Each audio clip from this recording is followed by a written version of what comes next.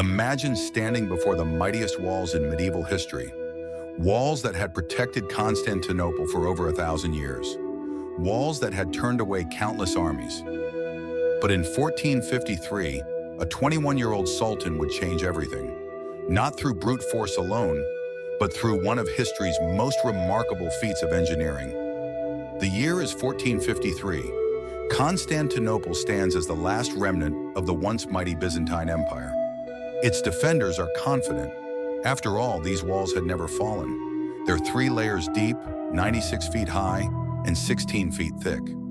Ships can't approach from the sea because of a massive chain blocking the Golden Horn. The city seems impregnable, but Sultan Mehmet II isn't like previous attackers.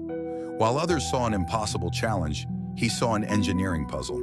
Think of him as the Elon Musk of his time, young, ambitious, and willing to push the boundaries of what technology could achieve.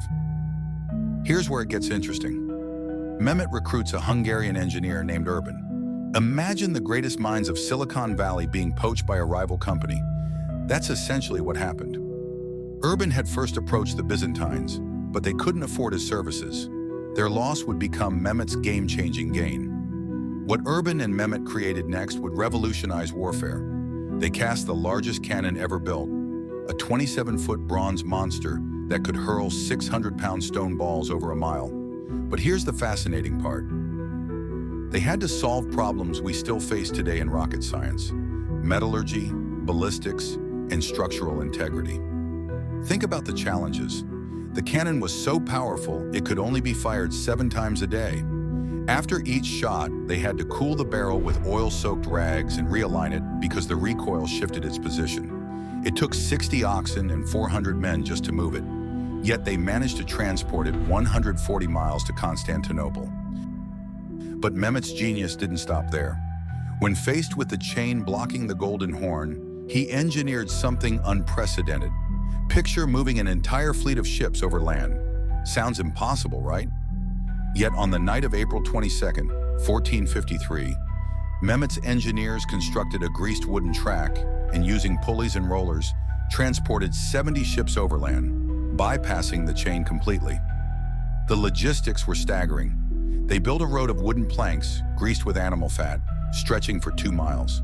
Using oxen and hundreds of soldiers, they pulled the ships up the hill of Galata and down into the Golden Horn. The Byzantines woke up to find an entire fleet had materialized behind their defenses. The combination of these innovations, the super cannon weakening the walls and the ships threatening from an unexpected direction, created a perfect storm. But it wasn't just about the technology. Mehmet's careful planning included psychological warfare, diplomatic maneuvering, and strategic timing. After 53 days of siege, the walls that had stood for a millennium finally fell. But this wasn't just a military victory.